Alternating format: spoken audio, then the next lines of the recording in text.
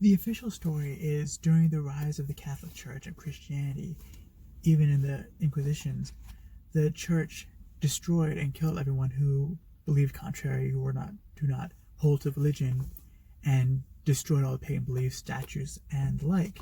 However, in truth, the Church absorbed a lot of the pagan beliefs, their practices, even some of their rituals, even taking their deities and making them saints in their beliefs. So I was very excited when I found this book, the Book of Grimoires, The Secret Grammar of Magic by Claude Lechaud, I think his name is. It's French. So, but it is a Christian grimoire, a book of Christian grimoires, and it's a book of Christian magic. So I know what you're thinking. The Catholic Church has been against all forms of beliefs, magics, and superstitions from the very beginning. And whereas you're right, other than switching some languages into Latin, adding some Christian names and motions, a lot of what they was introduced directly from pagan beliefs and just translated and integrated into their workings. Even though they didn't fully merge into the religion itself, it was added into their practices. So in the beginning of the book, Claudio Lechaud defines the grimoire and the concept of grimoire. The grimoire began as just a grammar book, a book of ideas, concepts, even language that researchers would use. The term sorcerers and magicians is equal like the priests or researchers, and the grimoire was just their notebook at first. But after they started, I believe that when it became persecution, the grimoires took on a deeper tone of magical lore and evil that it has today, and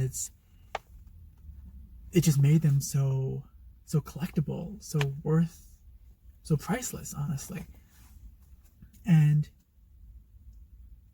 having them from the Christian church and the Christian's perspective, not in the Christian perspective, but within the Christian Catholic perspective, adds a depth and a darkness to it. Even though the word Christ and religions are put into it, the fact that it was written and it was done during a time and by the same people who were trying to unify the world in one religion just adds a color to the book and kind of color to the time that just excites me in a way. In his book, Lechaud goes into detail from names and signatures, magical characters of planets and languages, to demons and diseases, healings and protections, even the creation of rings, mirrors, bells, and even incantations. He even has an incantation here for silencing a barking dog. Now, I've never tried it because every time there's a barking dog, I never have the book with me. But that question of if these things work doesn't really add to the depth of what the book is and to the time of its creation and what was going on in that time. When I think of what went into the writing of these grimoires, it opens a world of mystery, wonder, and betrayal that these priests were in. Though, like they were studying these concepts, they were studying these magics that, while on one hand they're preaching against, and they're part of the system that's destroying them, but at the same time they're trying to research it, they're trying to study it, they're trying to grow it themselves without being part of that persecution, without being persecuted themselves. And just the concept of them hiding away these teachings, hiding away their grimoires, hiding away their books, and writing in code and all these things is just, it opens up such a world, opening an idea to a kind of underground world of it, where the practices were against the beliefs and the cores of their religion, so they were banned from doing it. They were banned from researching too much into this, from the things that they took from other ideas.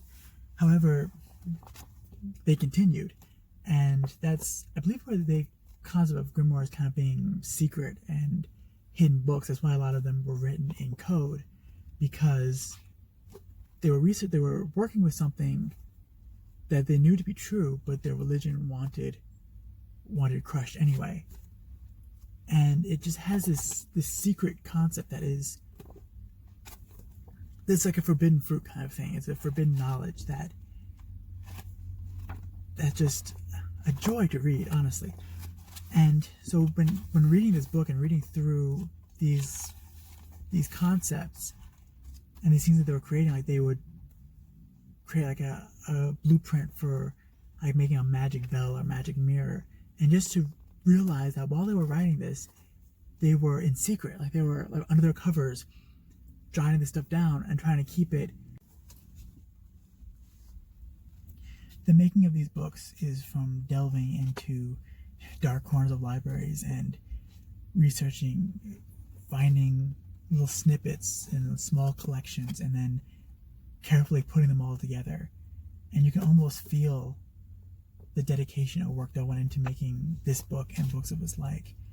And you can almost feel the magic within it. And maybe that's what magic is, in a way. Reading these kinds of books and thinking of what these people went through in this time opens up a world that we don't really have today. We can't really compare it to anything today. It's not part of who we are anymore. We have no reason to write in code these days. We have no reason to hide things away. And I'm not sure if it's like a good thing anymore. Because imagine to have something that's so personal to you that it defines you.